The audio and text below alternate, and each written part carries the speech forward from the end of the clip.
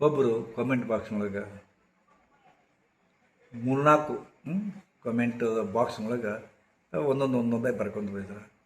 ಒಂದನೇದ್ರೊಳಗೆ, ಗುರೂಜಿ ನಾನು ತುಂಬ ಬಡವ, ನನಗೆ ಗುಳಿಗೆ ತರಲಿಕ್ಕೆ ಶಕ್ತಿ ಇಲ್ಲ, ಆದರೆ ನಾನು ಸಂಸಾರಸ್ಥ, 1.5 ವರ್ಷ ಆಯಿತು ಮದುವೆಯಾಗಿ, ಆದರೆ ನನಗೆ ತುಂಬ ಚಿಂತೆಗಳು, ಆ ಚಿಂತೆಯಿಂದಾಗಿ ಆನಂತರ ನನ್ನ ದೌರ್ಬಲ್ಯಗಳಿಂದಾಗಿ ನನಗೆ ವಿವಾಹ ಜೀವನದ ಏನು ಧರ್ಮವನ್ನು ಪರಿಪಾಲನೆ ಮಾಡಲಿಕ್ಕೆ ಆಗ್ತಾಯಿಲ್ಲ. ನನ್ನ ಹೆಂಡತಿಗೆ ನಾನು ಸರಿಯಾಗಿ ಸಂತೃಪ್ತಿಪಡಿಸಲಿಕ್ಕೆ ಆಗ್ತಾಯಿಲ್ಲ.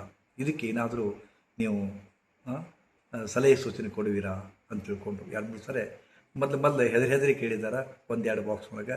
ಆಮೇಲೆ ನೇರವಾಗಿ ಈ ಥರ ಕೇಳಿದ್ದಾರೆ.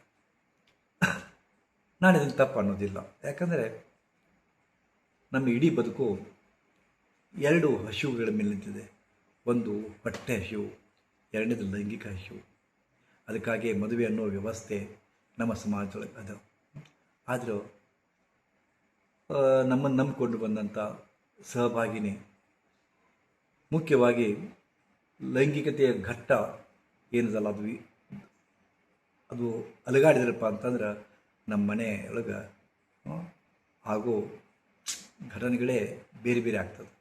ವಿಶೇಷವಾಗಿ ಈಗಿನ ಕಾಲದೊಳಗಂತೂ ಮಾಧ್ಯಮಗಳ ಒಂದು ಭರಾಟೆಯಿಂದಾಗಿ ಎಲ್ಲರೂ ಲೈಂಗಿಕತೆ ಮೇಲೇ ಹೆಚ್ಚು ಒತ್ತು ಕೊಡ್ತಾ ಇದ್ದಾರೆ. ಮದುವೆ ಅನ್ನೋ ವ್ಯವಸ್ಥೆ ಇರೋದೇ ಲೈಂಗಿಕತೆಯನ್ನು ಅನುಭವಿಸಲು ಅಂತ ತಿಳ್ಕೊಂಡ್ಬಿಟ್ಟಾರೆ. ಅದು ವಂಶವಾಹಿನಿಯನ್ನು ವೃದ್ಧಿಸಲಿಕ್ಕೆ ಅಂತ ತಿಳ್ಕೊಂಡು ನಾವು ಮರೆತು ಬಿಟ್ಟಿದ್ವಿ ನಾವು. ಸೊ ಪಶುಗಳಿಗೆ, ನಾಯಿಗಳಿಗೆ, ಮೃಗಗಳಿಗೆ ಒಂದಿಷ್ಟು ಸೀಸನ್ ಉಂಟು ತಮ್ಮ ಲೈಂಗಿಕತೆಯನ್ನು ವ್ಯಕ್ತಪಡಿಸಲಿಕ್ಕೆ. ಮನುಷ್ಯನಿಗೆ ಸೀಸನ್ನೇ ಇಲ್ಲ. ವರ್ಷದ 365 ದಿವಸ ದಿನಕ್ಕೊಂದು 7-8 ಸಲ ಅವನಿಗೆ ಲೈಂಗಿಕ ಕಾಮನೆಗಳನ್ನು ಈಡೇರಿಸ್ಕೊಳ್ಳದೆ ಹೋದರೆ ಅವು ಹುಚ್ಚಾಗ್ತಾನೆ. ಆ್ಯಕ್ಚುಲಿ ನಾನು ಬದುಕಿರೋದೇ ಅದಕ್ಕಾಗಿ ಅಂತಕೊಂಡು ಎಷ್ಟೋ ಮಂದಿ ತಿಳ್ಕೊಂಡ್ಬಿಟ್ಟಾರೆ. ಒಂದು ತಿನ್ನೋಕೆ, ಮಜಾ ಮಾಡೋಕೆ. ಅದಕ್ಕೆ ಹೇಳ್ತಾಳೆ ಮದಿರೆ, ಮಾನಿನಿ, ಮಾಂಸ, ಈ 3 ಮಕಾರಗಳು. ಇತ್ತೀಚೆಗೆ ಮತ್ತೊಂದು ಕೂಡ ಮೊಬೈಲ್. ಮಾಂಸ, ಮದಿರೆ, ಮಾನಿನಿ, ಮೊಬೈಲ್, ಈ 4 ನಮ್ಮ ಜೀವನವನ್ನು ಬರ್ಬಾದ್ ಮಾಡ್ಯಾವ. ಅದನ್ನು ಹೇಗೆ ಹಿತಮಿತವಾಗಿ ಭೋಗಿಸ್ಬೇಕು ಅನ್ನೋದು ನಮ್ಗೆ ಗೊತ್ತಾಗ್ತಾ ಇಲ್ಲ. ಸೊ ಅವರು ಈ ಪ್ರಶ್ನೆಗಳನ್ನು ಹಾಕಿದ್ದಾರೆ.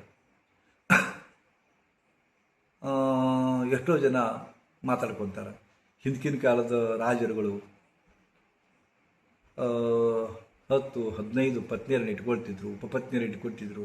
ಅವರವ್ರಿಗೆ ಲೈಂಗಿಕವಾಗಿ ಅವರನ್ನು ಹೆಂಗೆ ಭೋಗಿಸ್ತಿದ್ರು, ಅವ್ರಿಗೆ ಹೆಂಗೆ ಸುಖವನ್ನು ಕೊಡ್ತಿದ್ರು ಅಂದುಕೊಂಡು ಎಷ್ಟೋ ಮಂದಿ ನಮಗೆ ಪ್ರಶ್ನೆ ಹಾಕ್ತಾರೆ. ಅನೇಕ ತಂತ್ರಗಳದವ್ರಿಗೆ ಆಯುರ್ವೇದದೊಳಗೆ ಎಷ್ಟು ಅದ್ಭುತ ಶಕ್ತಿ ಅದ, ನಮಗೆ ಗೊತ್ತಿರೋದ ಇನ್ನೂ 100 ಸಂಗತಿಗಳು ಗೌಪ್ಯವಾಗಿ ಉಳಿದ್ಬಿಟ್ಟವ. ಆ ರಾಜರುಗಳು ಹೆಂಗೆ ಬಳಸ್ತಿದ್ರಪ್ಪ ಅಂತಂದ್ರೆ, ಕಮಲಗಟ್ಟ ಬೀಜಗಳು ಸಿಗ್ತಾವೆ ಗ್ರಂಥಿಗೆ ಅಂಗಡಿಯೊಳಗೆ. ಫ್ರೆಶ್ ಆಗಿರತಕ್ಕಂಥ ಕಮಲಗಟ್ಟ ಬೀಜ ಅಂತ ತೊಗೊಳ್ಳಿ. ಅವಕ್ಕೆ ಕಮಲಗಟ್ಟ ಬೀಜಗಳಿಗೆ ಬೇಗ ಅವು ಹುಳ ಹಿಡಿತಾವೆ. ಬೂದಿ ಇದು ಏನೋ ಪುಡಿ ಬರ್ತದೆ, ಅವು ಪಳ್ಳಾಗಿಬಿಡ್ತಾವೆ. ಅಂಥದ್ದು ಬಳಸ್ಬೇಡ್ರಿ. ಗಟ್ಟಿ ಬೀಜ ಇರಬೇಕು. ಕಮಲಗಟ್ಟದ ಗಟ್ಟಿ ಬೀಜವನ್ನು ಕುಟ್ಟಿ ಪುಡಿ ಮಾಡಿಕೊಡಿ. ಕುಟ್ಟಿ ಪುಡಿ ಮಾಡಿಕೊಂಡು ಆದ್ಮೇಲೆ ಯಾರೋ ಈ ಪ್ರಶ್ನೆಯನ್ನು ಹಾಕಿದ್ದೀರಿ ಸಾಧಕರು, ದಯವಿಟ್ಟು ಕೇಳಿ. ಕಮಲಗಟ್ಟ ಬೀಜದ ಪುಡಿಯನ್ನು ಮಾಡಿಕೊಂಡು ಅದರೊಳಗೆ ಸ್ವಲ್ಪ ಕೈ ಮೇಲೆ ಹಾಕ್ಕೊಂಡು ಅದರೊಳಗೆ ಜೇನುತುಪ್ಪ ಕೂಡಿಸ್ಬಿಡ್ರಿ. ಹೀಗೆ ಕಮಲಗಟ್ಟದ ಬೀಜಕ್ಕೆ ಕೂಡಿಸಿದ ಜೇನುತುಪ್ಪ ಕುಡಿದ ಮೇಲೆ ಒಂದು ಗಂಧ ತಯಾರಾಗ್ತದೆ. ಅದನ್ನು ನಡುವಿನ ಬೆರಳಿನಿಂದ ಮಾತ್ರ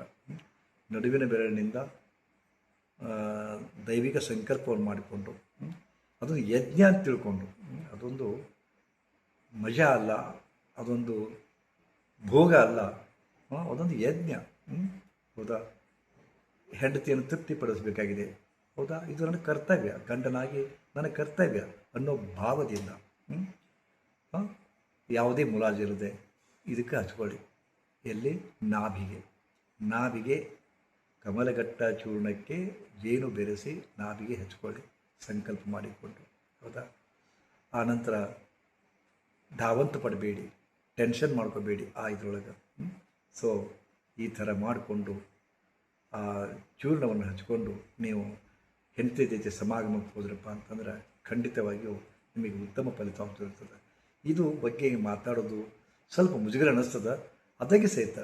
ಮತ್ತು ನಾನೊಬ್ಬ ವೈದ್ಯನೂ ಕೂಡ 45 ವರ್ಷಗಳ ಕಾಲ ವೈದ್ಯನಾಗಿ, ಪಾರಂಪರಿಕ ವೈದ್ಯನಾಗಿ, ಆಯುರ್ವೇದಿಕ್ ಬಿಷಕ್ ಮಾಡಿಕೊಂಡು ಮೂಲಿಕೆಗಳ ವೈದ್ಯನಾಗಿ ಅನೇಕ ಆಯುರ್ವೇದ, ಹೋಮಿಯೋಪತಿ, ಯುನಾನಿ, ಆನಂತರ ವರ್ಣಚಿಕಿತ್ಸೆ, ಆನಂತರ ಬ್ಯಾಚ್ ರೆಮಿಡಿ ಎಲ್ಲವನ್ನೂ ಅರೆದು ಕುಡಿದು ಈಗ ನನ್ನ ಮಗನ ಅಥವಾ ನನ್ನ ಸೊಸೆಯ ಇಬ್ಬರು ಕೈಯಾಗ ಇಡೀ ನಮ್ಮ ಔಷಧಾಲಯವನ್ನು, ಟ್ರೀಟ್ಮೆಂಟ್ ಸೆಂಟರನ್ನು ಅವ್ರಿಗೆ ಜವಾಬ್ದಾರಿ ಕೊಟ್ಟುಬಿಟ್ಟಿದ್ವಿ ನಾನು ನೇಪಥ್ಯಕ್ಕೆ ಸರಿದಿದ್ದೀನಿ. ಸೊ ಆವಾಗ ಬಳಸಿದಂಥ ಅನೇಕ ತಂತ್ರಗಳನ್ನು, ಆ ತಂತ್ರಗಳಲ್ಲಿ ಒಂದನ್ನು ಇವತ್ತು ನಿಮ್ಮ ಮುಂದೆ ಇಡ್ತಾ ಇದ್ದೀನಿ. ಇದನ್ನು ಬಳಸಿ ನೋಡಿ, 100ಕ್ಕೆ 100ರಷ್ಟು ಇದು ವರ್ಕೌಟ್ ಆಗುತ್ತದೆ. ಮಾಡಿರಿ, ನೋಡಿರಿ, ಫಲಿತಾಂಶ ಸಿಕ್ಕಲ್ಲಿ ನಾನು ಕೂಡ ನಿಮ್ಮ ಅನುಭವವನ್ನು ಹಂಚಿಕೊಳ್ಳಿ. ಒಳ್ಳೆಯದಾಗಲಿ. ಶ್ರೀ ಗುರುದೇವ್.